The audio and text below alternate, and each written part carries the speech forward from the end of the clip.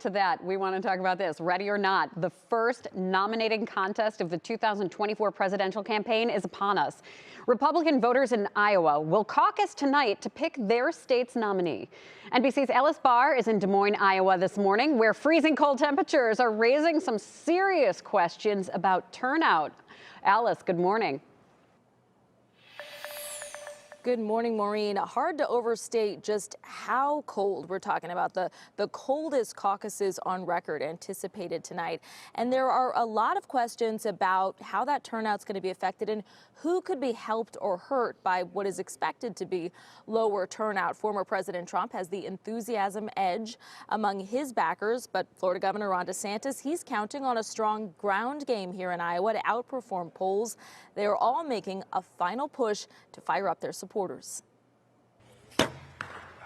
At the Iowa Pro-Am Archery Tournament in Clive. We never talk politics. But around caucus time, parallels to the presidential contest are hard to miss. You're going to have to be spot on to run as a good candidate in this country. Dean Conrad and his wife Carolyn are preparing to caucus for the first time in a long time. I'm concerned about the state of our country and feel like it's important to get out. I want to support President Trump.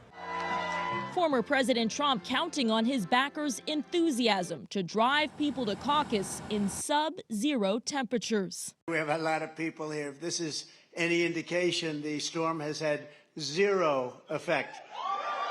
Zero.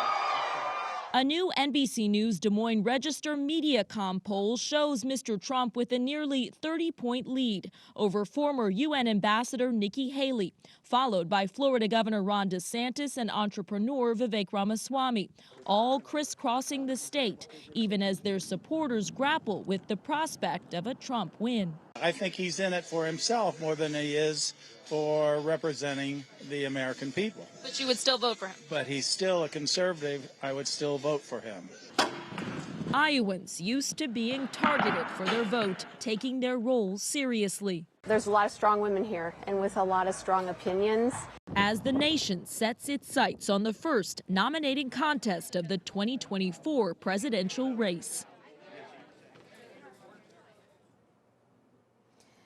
One more interesting note from that new poll, it shows Haley backers breaking the Republican mold, with more than half saying they would vote for President Biden over former President Trump if he becomes the nominee. We should know by late tonight the results. Caucusing begins at 7 o'clock local time here. Back to you, Maureen. Yeah, Alice, the kickoff to all of the political drama that we'll be seeing unfold over the next few months. Yep. Thank you so much.